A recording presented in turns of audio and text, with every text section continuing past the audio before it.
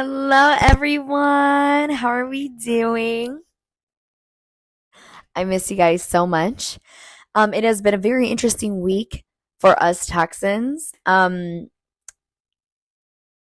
voice is shot from 3 days of filming because of just how tired, and exhausted and stressed out I am from all this, just like I know the rest of us are. But nevertheless, I hope you guys are doing well, feeling better, recover this weekend, and I'm praying that all of you guys get your power back on because I know there are some still without, quite a bit still without, like tens of thousands, hundreds of thousands still without you guys. I do have family that are still without power, but they are about like an hour north of me. But yeah, before we do have a subject for you guys today. Before we jump into it, I have an unboxing for you guys, and this is our Teeks shoe company. I'm really excited to be doing a collaboration with them. So let's jump straight into our unboxing. I'm not going to do too much of an unboxing because I do have to film after this a little video for them of me wearing it and stuff. Let me put my mic down. Alrighty, so on the inside, there we go. All right, and then so it is shoes. So they look like this on the inside, and they are in my shoe size. I'm just going to show you the color a little bit. I'm not going to fully take them out because I have to save that for filming for them here after filming our like you guys can clearly hear me. Hopefully you guys could hear me through the whole thing. I didn't want to open the whole thing because I wanted to save it for my video for them, which I'm filming right after this, and I'm changing and filming another segment. But nevertheless, I hope you guys are doing well, feeling better. My voice is shot. I am just like you guys. I cannot start this segment without the two major things that have happened this week. Houston, Texas, my hometown, was hit by a hurricane, and I was without power for almost a week. A few days, like 4 days. Thank goodness it wasn't 5, 6. Today's day 6 of the hurricane, and a few family members of mine still do not have power as of today. When I spoke to them at studio, my voice is strained. After the first show I did on Thursday, the first couple of shows, my voice was shot, and you can really tell from the tiredness and all that. You have to catch up on a lot of sleep. And of course, what happened today, Saturday the 13th, July 13th.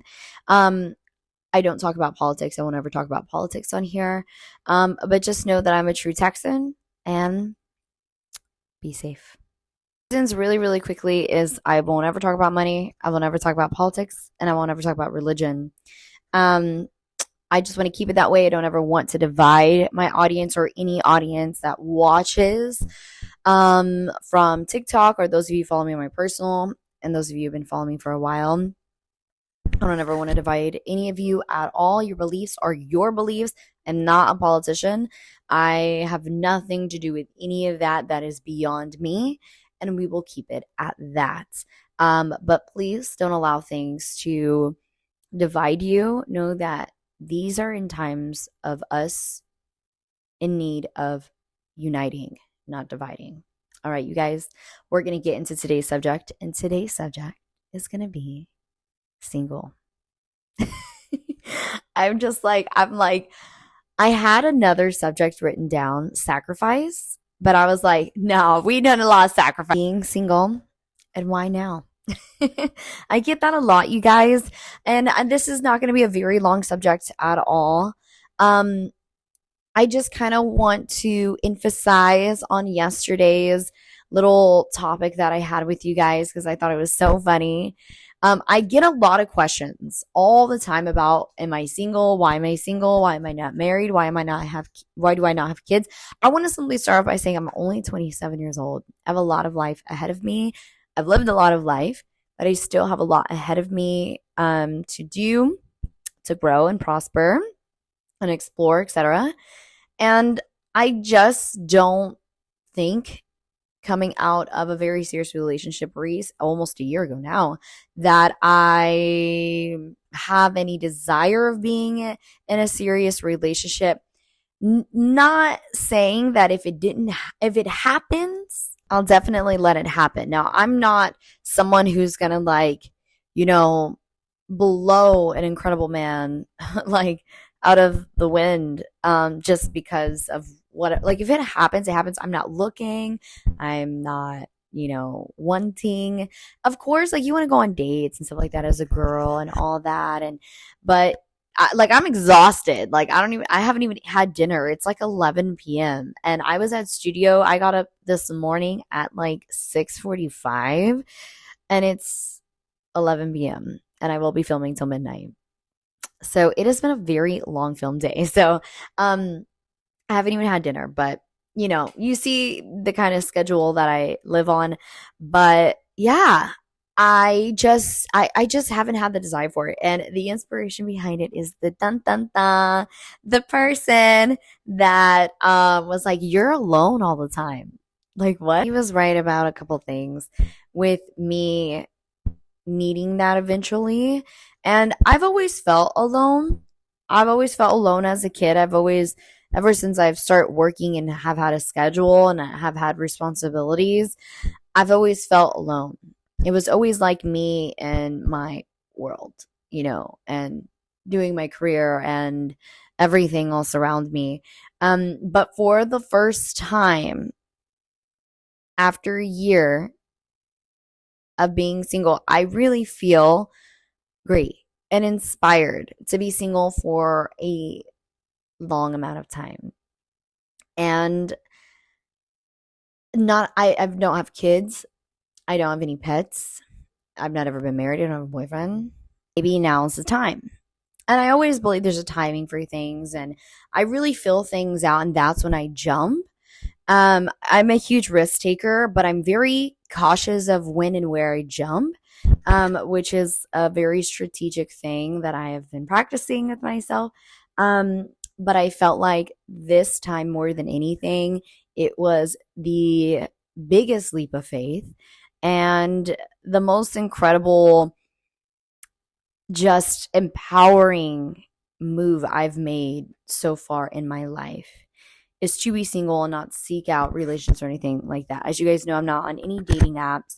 I'm all about in person and my exes, I've met them in person. Some of them I knew for 3 years, 4 years prior before we even talked in that way or anything like that. So being single, I encourage a lot of you young girls to do the same. One lesson I've learned from a lot of women just around and in general is that a lot of them missed out. They missed out. And a lot of women I've spoken to who have given me advice in life, etc., have all always told me to wait. There's always time for kids. If it's meant to be, and you're 38 and you get married, if it's meant to be, you will have a baby. And it'll be like, easy breezy. I mean, of course, pregnancy is not easy breezy, but it'll just happen. Do you see what I'm saying? And so I took that advice. My mom always gave me that advice as well. And she was like, only be serious with the right men. Understand, know what you like in men, know what you want. I think I'm like really in a good place where I'm exploring the things that I really like about myself and things I really like about other people and men. And I really point that out. It's all really coming from witnessing others' experiences, from being married too young and having kids too young and just having that too young. Now, a lot of people do it. A lot of people do. And it's really sad because recently I was told by somebody that they jumped into a relationship too quick and youth had something to do with it, like them being young. And he said it ruined 17 years of his life.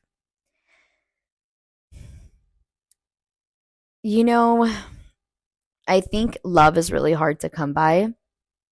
Having a family is really hard to come by, especially one that's united. And to feel like you've hated that portion of your life for 17 years, think about if you had just sat it out and you just dated a little while longer, would you have seen the sign? And that's why I feel like it's so important for all of us, men and women, to have those periods in your life where you were single for quite a few years, that you did everything for you, gave yourself self-love and discipline and nourishing, and you really grew in a lot of ways, and just being an adult on your own and not really, going around your parents so much. Or, I mean, obviously we know my situation, but not going around your parents so much, not going around your family so much. And it's really just being you.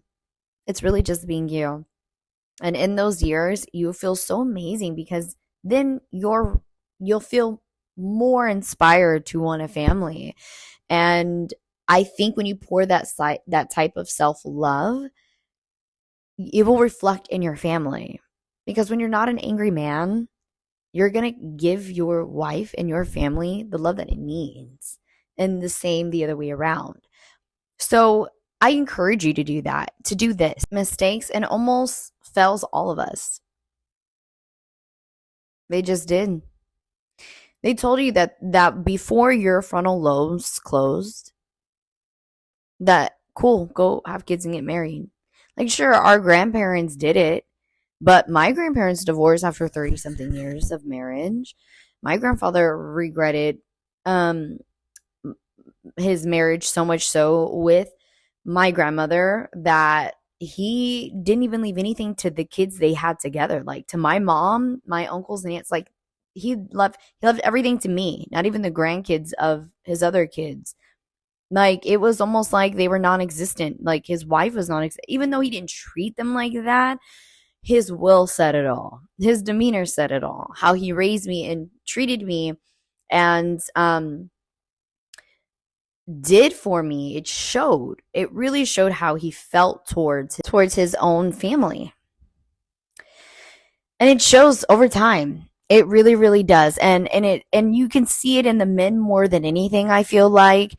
And some people get really upset when, the mom leaves the situation and they throw their hands in the air and they're like, I'm not dealing with these kids. It's just, I mean, if you really look, like, were you really ready? Or you really, like, if something were to happen, I can financially, mentally, physically, and emotionally take care of another human being. And that I can also be in a marriage. I can be in a contract, a legal contract with a man. Now, back in those days, women had to depend on men for financial stability. Now, I'm very traditional. Okay, we've had this conversation before. I'll always only ever want a man who is a provider mentality, but I'm a wife mentality. We've had this conversation before. Okay. And a lot of people get into, love being the reality of it all. And truthfully, a contract doesn't care about love. It doesn't. And when you're raising a family, that's a business. That's a job. That's how my grandfather taught me, that this is all a business. This is all, when you write your kids off on taxes, when you get tax exempts, that's when you find out that it's business. And a lot of people might look at it, hey, if you look at it any other way, then you understand that it has to be more than just love. It has to be more than just love. So for me, I am solely pouring my all into me. And then when the time comes, it will be for my husband. It will be for my kids. It will be for my family. Alrighty, we're here. We ready? We're ready. I still have some more filming to do after this. But we're gonna jump straight into it. Alrighty, you guys. I hope you did your research on Hannah and did a little bit on the farm situation. I think I took screenshots. I'm pretty sure they're saved in my phone. I'll put them up as we're going. I'll probably have to look after this clip, but nevertheless, let's jump straight into it, okay? In these times of your teens and your 20s and early 30s, be selfish. Be selfish. Think of you. Put yourself first, ladies. That is like number one of number one. Recently, I had a man tell me that I should not be selfish and that was just not, a general idea. Like, no man would ever want to marry a woman who puts herself in that position. You mean in a successful position? Because when you as a woman prioritize yourself, Okay. When you take care of yourself, you are showing everybody how to treat you. You show people how to treat you. You teach people how to treat you. Okay. So, like some women who jump into relationships too quick and marriages, and it goes both ways, both men and women jumping into things too quickly, too soon, or too whatever, and they're not ready mentally, physically, emotionally, financially. That's where the breaks happen. That's where you see so many people suffering and they just end up losing themselves. As you saw that I pinned up there was a woman talking about in that comment mentioning how she did all of that. And it's been 3 years since she's been divorced and she has completely lost herself. And it's been 3 years. Can you believe 3 years after you've divorced somebody, you're still trying to find yourself? That's how painful that can be. Now, talking about like jumping and risking, unfortunately, relationships should not be one of them unless that life, the motherhood and the wifehood, that is the life you choose by all means. And it's great and it's not abusive and there is no egotistic mania involved or extended contracts you have to sign. Of course, think smart, not hard. But when you're chasing a dream and you're a career driven woman, you must. It's just don't give it up. Don't give it up for no man. Think to yourself, would he give up his dreams for you? I guarantee you the answer is no. Studying Hannah and the ballerina farm, he's living out he's an heiress. Like this man and all those 8 kids that they have will forever be successful and have everything that they will ever want. But you see her, she looks like she's standing alone. And she knows that. The man looks at her and disgust. He would never give anything up for her. He pulled her out of New York. He pulled her out of Juilliard. He married her. Now, of course, a lot of people are gonna be like, "Oh, well, she had a choice." When you're in love and you're heavily distracted, you think, and that's the other thing too. Like, I don't believe she married for money. I believe she married for security. In case you missed the brief, I don't know, I may have to shift like that a video that I spoke about her and what I've discovered and learned over the past few days with Ballerina Farm. Hannah was a Juilliard performer. That is the most prestigious of prestigious, okay? This is beyond Ivy League. You can't buy your way to Juilliard. You must have the talent. You must be of perfection. Ivy League is a perfection, but some Ivy League you can buy your way in. Others you can't fake it. You see what I'm saying? Juilliard is not one of those. You either have it or you don't. And this woman is of utmost perfection. I see from the way she cooks, from the way she does everything, this woman is perfection. And he took her away. Observation of Hannah is that she's an artist. She's a performer. And that is part of your identity. Okay? For professional athletes, most men who have careers and doing very well for themselves, that is their identity. That's part of their identity. Us women have the same thing too, but we're a little bit more emotionally attached to it. We're a little bit more soft. We're a little bit more gentle. And when you see a woman and it's stripped away from her the way that it has been for her, it just almost seems like she's looking at life like what could have been. She will never know. Okay? And a lot of people are encouraging to leave her marriage. And a lot of people are like, she's going to get a half. No. I'm going to tell you why. Because in that lifestyle, in achievements, In those marriages, it's all about business. Now, that family farm is not agriculture. That's just his dream. And their farm that they're growing is not going to be a part of profit. It's a part of his wants in life. Okay. And so in that marriage, in that type of marriage, now, of course, we all don't really know, but I guarantee you 9 times out of 10, if she walks away from that marriage, she will financially be devastated. She will have nothing. And I've seen it with my own Thea. She was Cinderella.